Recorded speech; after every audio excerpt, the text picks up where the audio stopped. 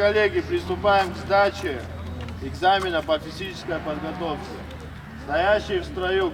В МВД Абхазии проводится ежегодная аттестация боевой и физической подготовки сотрудников органов внутренних дел.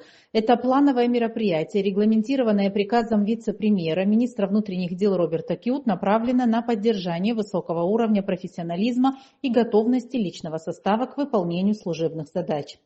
Мероприятия по проверке уровня физической подготовки проводятся среди личного состава всех управлений и отделов внутренних дел, а также подразделений Центрального аппарата МВД. Это гарантирует, что каждый сотрудник, независимо от места службы, проходит оценку своей физической готовности. Прием зачетов по нормативам физической подготовки личного состава осуществляет Управление по воспитательной работе МВД. При выполнении упражнений строго соблюдаются правила и техника, установленные в нормативах.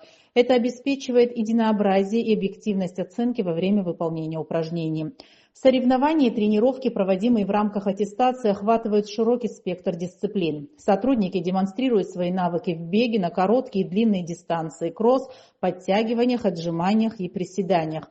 Нормативы физической подготовки установлены с учетом пола и возраста сотрудников. Такой подход позволяет оценивать уровень подготовки каждого милиционера, учитывая индивидуальные особенности и специфику выполняемых задач.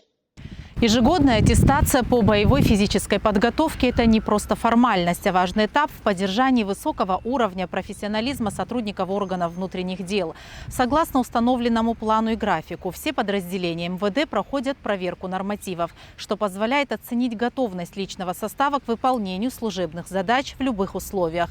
Это залог нашей эффективности и безопасности граждан.